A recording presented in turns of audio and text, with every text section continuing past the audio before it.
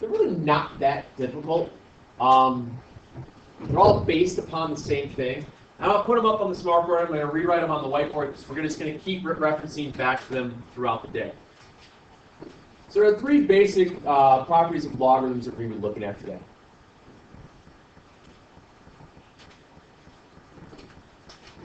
We have what's called the product property, and I'm going to go through examples of everything, how this all looks, but I'm just going to write these all out first. So the log base b, when you're multiplying two things together, u times b, it's the same thing as writing out the log base b of u plus the log base b of v.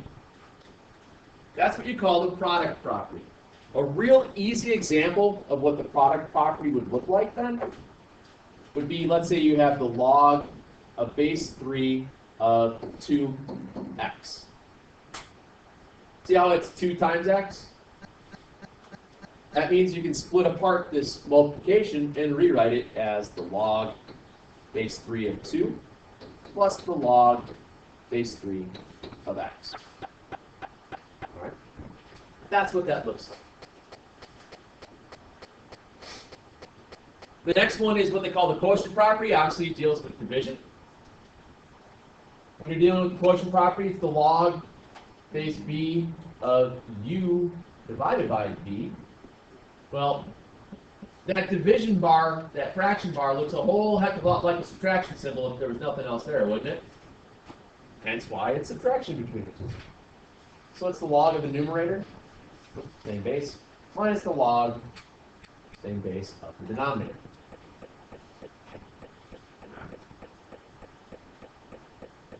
Another example of that, log base 6 of, I don't know, x over y. Since it's division, that means the exact same thing as rewriting it out as the log base 6 of x minus the log base 6 of y. Like I said, there are reasons why we did expansion and condensing. A lot of it entailed with the fact that this book is a little bit older. Nowadays, a lot of your calculators and stuff do a lot of these base formulas for you. We use them when we're solving equations and stuff like that, which we will get into next week. And that's the last part of this whole chapter, is the solved equation part. And then the last one is the power property. The power property is the same idea. The log base b of something raised to an exponent. You take that exponent, put it in front of the log. Same base of something.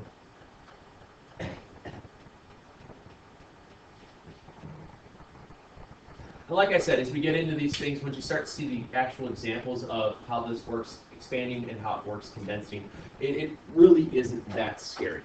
So example of the power property would look like this.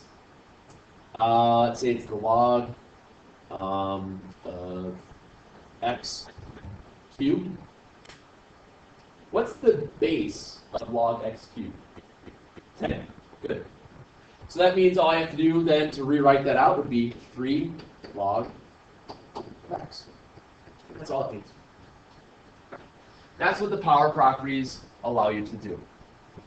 Now, obviously, it's pretty easy when you only have one thing going on.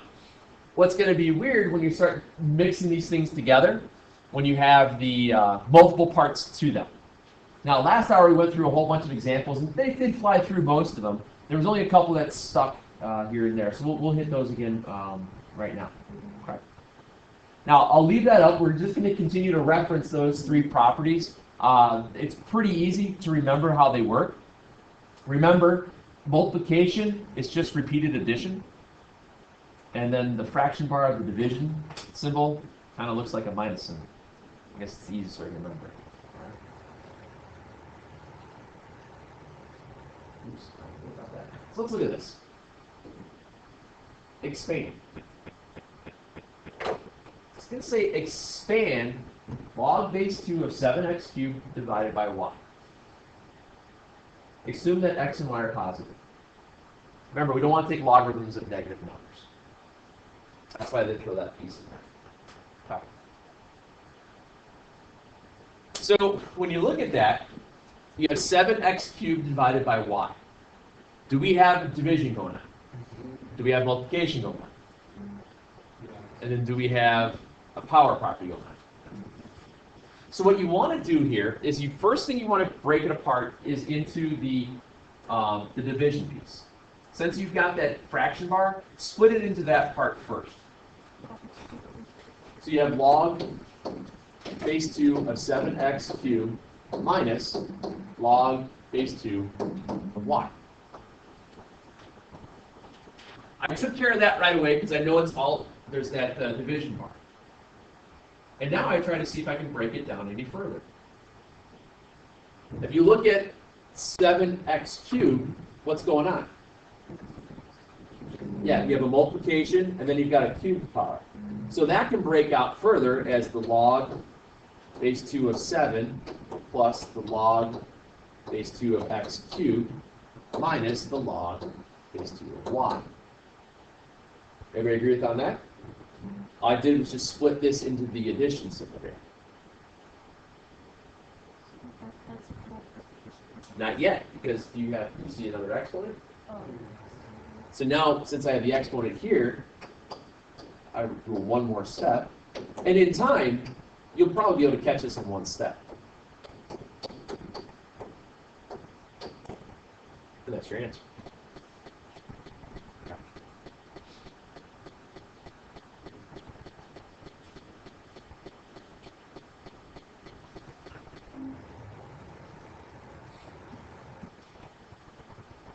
So you're just using the properties to expand them, and then eventually the next example I have is we're going to be condensing them. Because obviously this works going either way. These properties work both directions. Trust me, you've never seen this before. It takes a couple examples and all of a sudden you're like, oh, this isn't that bad. Okay. So let's look at a condense.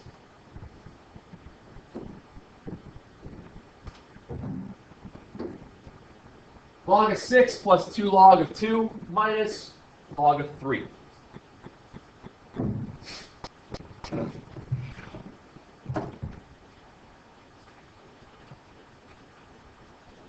Do these guys all have the same base? Mm-hmm. We agree they all have the same base? What's the base of all of these? 10, good. Now, what properties do you see going on? You see an addition and a subtraction symbol, right? Okay. So immediately since you see that subtraction symbol, what should you put down? Yeah. As soon as you see a fraction, as soon as you see this subtraction symbol, put a fraction mark. Because you know it's going to happen. You have to have one. What are you dividing everything by? 3. Everybody agree on that? Okay. Now, in the numerator, you have log of 6 plus, so it's 6 times 2 squared. Excellent. Okay. What's 2 squared? It's 4 times 6. What's 24 divided by 3? And there's your answer. Sometimes you're doing the condensing problems, depending upon what the bases are, you can go further and you might not recognize. Right. Well, that's it.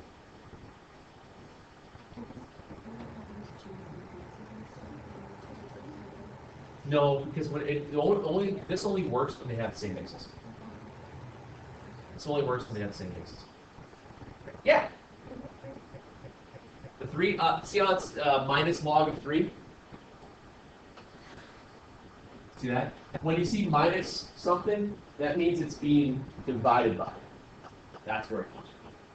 That's where it comes from. Just remember that subtraction symbol kind of looks like a fraction bar if there's nothing else written around it. It's the easiest way to remember. Okay. Not so scary?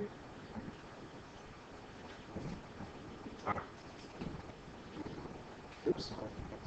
So these 3 are expanding. I didn't show up very well when I put these in.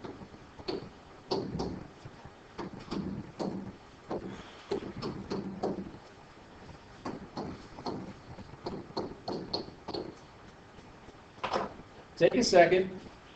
Let's check them. So on the first one, what'd you get? Log base 6, thank you. I heard someone say 6. No, I'd say log base 6. 3 plus log base 6. We agree on that? Yeah. Okay. Next one, I hope you got log base 2. X minus log base 6. Okay. And then lastly, Log x plus 2 log y. now did you have to write it out as log of x plus log of y squared, then go to 2 log y? You don't have to. If you recognize that you have that power rule going right away, just go for it. It's fine. I didn't. What's wrong? Oh, I see what I did. Okay. You okay? I am now. So, that's 2.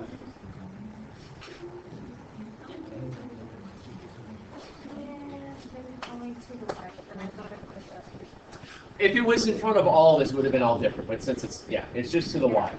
Okay, it's just to the y. No, but I was asking. I got it. Good example. Good work. Good work. It's Friday. I'm good about it. Makes more than one of us. Condense these.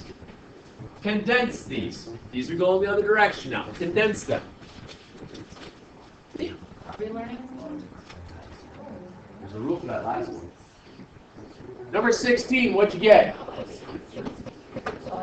Base 3. Yeah.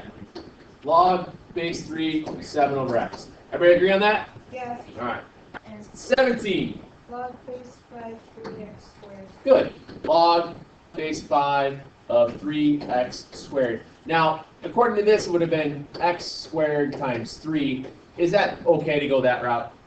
Perfectly fine. We're more commonplace to put the numbers in front of the variables. Either way is fine. If you wrote it up with that log x squared, just put like a little dot for you if you wrote it that way. Either way is fine. On 18, what we get on 18 then? Log to the 4? Log base 4. Log base 4 of 5xy. Because it's all addition between them, so it means it's multiplying between each part. Okay? And then lastly, you have log of what? Perfect. Did anybody write it as that? Nope. I was gonna. You can write it as the square root of x if you want. Because remember, this is the same thing as x to the 1/2 power.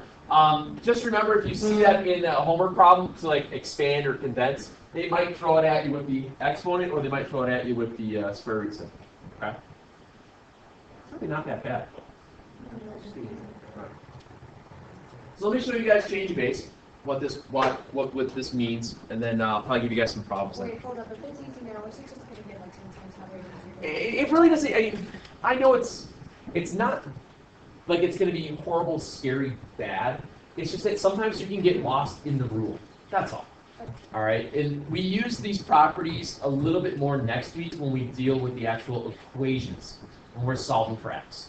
Okay, and that's why I'm just trying to build into that. Okay. Normally I would kind of bring it in right away, but since I've been gone, I don't feel like just beating you guys over the head with a ton of stuff right away. Plus, I don't think I could physically do it. It's Friday too, don't forget. True. So, change of base formula.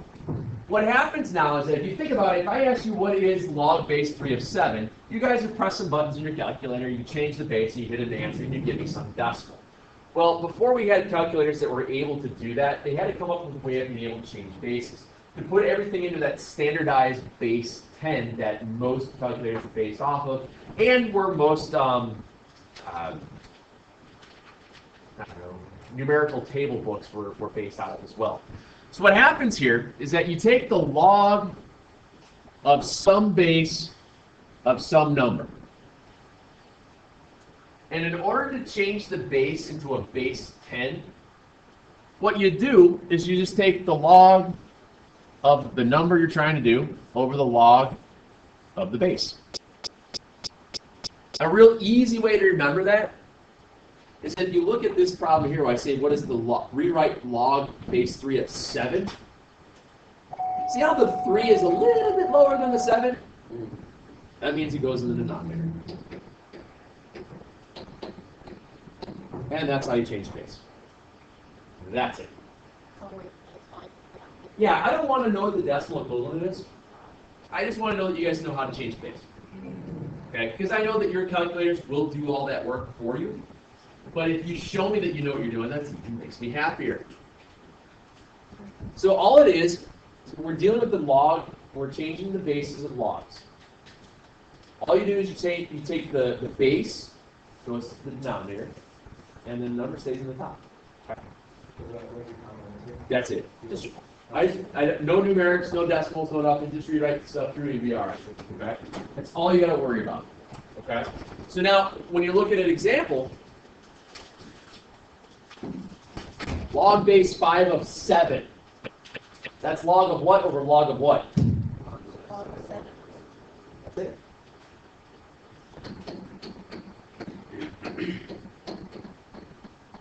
That's all you got to do.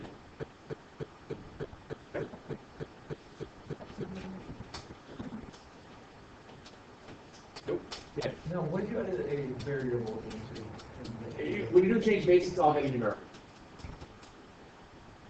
It'll all be numerical for us. Okay. And then, So then you can't do like log base 5, 7x. now, because you're not really solving for anything. You wouldn't subtract the two logs from each other, like Why is it important to know the change? The reason why we did change the base is because, like I said, before we had fancy calculators, you had to be able to do this stuff for all the practical applications of logarithms within a lot of the word problems and once you get your calculus. So it's something like that instead of being like on homework assignment. It just asks you to rewrite it. Okay. So how would, without a calculator, how would you be able to solve change base? Well, the calculator is in a base 10. This puts you in a base 10. Any calculator will do this. Your calculator can change the base automatically by pressing some buttons. So this is just putting it in base 10 form. Right. Yeah, exactly. This is just going to a base 10 form. That's all. So, basically, do these, please. What I did here, it's a lot of expanding, it's a lot of condensing. I just wrote out the numbers I wanted you to do instead of telling you don't do the ones that say natural log. That's why it looks like there's a boatload. It really isn't that much. Last hour they had, they had a lot less time than you did. But I think most people finished.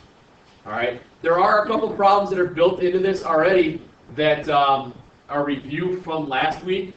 I'll let you guys get going into there because you have to remember how you changed a couple of your exponent rules to simplify some of the logarithms. We'll get going.